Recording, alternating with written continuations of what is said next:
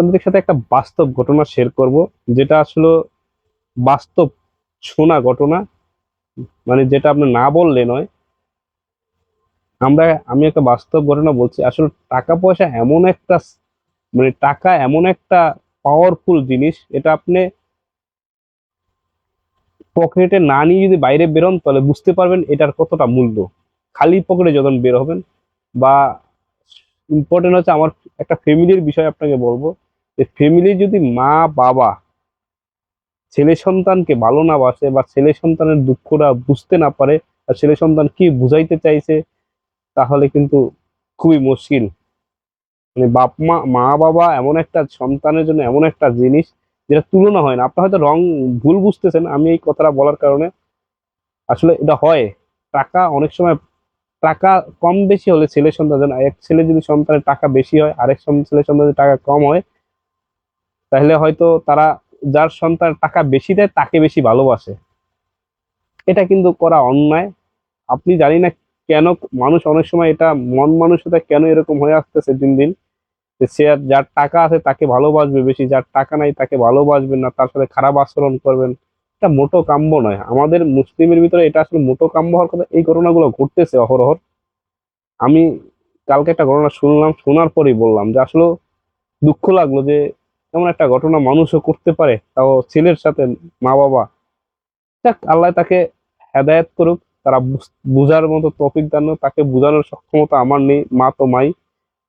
যার ছেলের সাথে যেই মা করেছেন, আসলে উনি হয়তো বুঝতে পারে নাই। আমার মন থেকে মনে হচ্ছে সে বুঝতে পারে না, হয়তো এখন ভুল বুঝতেছে। ওই ছেলে টাকা আছে বলে এই ছেলেকে ঘৃণা করে বা খারাপ আচরণ করবে, ঠিক না।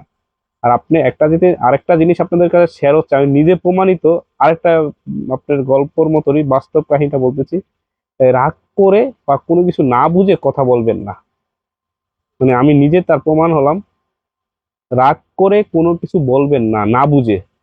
আপনি আগে সলিউশনটা বুঝবেন। যদি আপনাকে বলে আসলে সমাধানটা করার জন্য, আমি এরকম একটা নিজেই ইয়ে হতবাক হয়ে গেলাম যে আমি কাউকে কিছু বলছি, আসলে এটা আসলে বলা আমার ঠিক হয় না। আমি হয়তো তাকে সরি বলেছি, বা সরি বলে পরে পরে বলেছি, কিন্তু তখন আমি যে রাগের মতো যে কথাগুলো বলেছি, এটা মোটেও ঠিক হয় না জীবনের।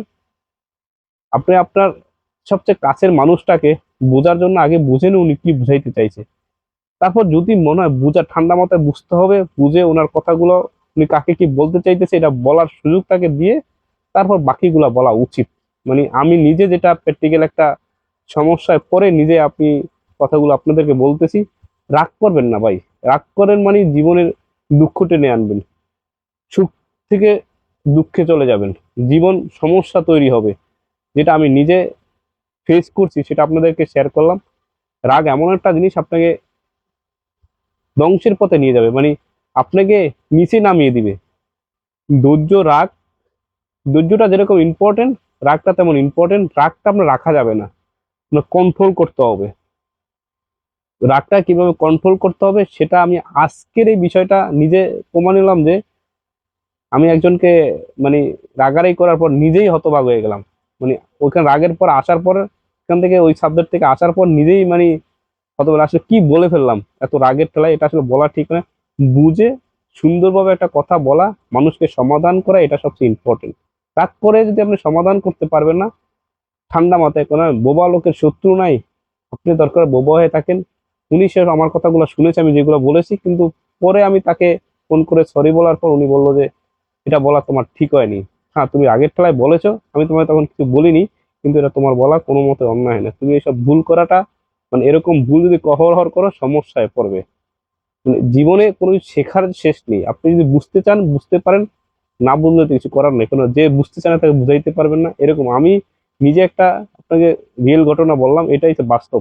রাগ করবেন মানে হেরে যাবেন। জীবনে রাগ রাখা যাবে না, কন্ট্রোল করতে হবে রাগকে। রাগকে নিয়ন্ত্রণ করতে হবে। যদি আপনার বেশি রাগ হয় শুয়ে পড়েন, তারা থাকলে বসে পড়েন, বসে থাকলে শুয়ে পড়েন। এটা বলেছেন, কিন্তু এটা আসলে কঠিন জিনিস, এটা আপনাকে বুঝতে হবে। না বুঝে যদি তাহলে আপনি বিপদে পড়বেন। সবাই ভালো থাকবেন, সুস্থ থাকবেন। আসসালামু আলাইকুম। আল্লাহ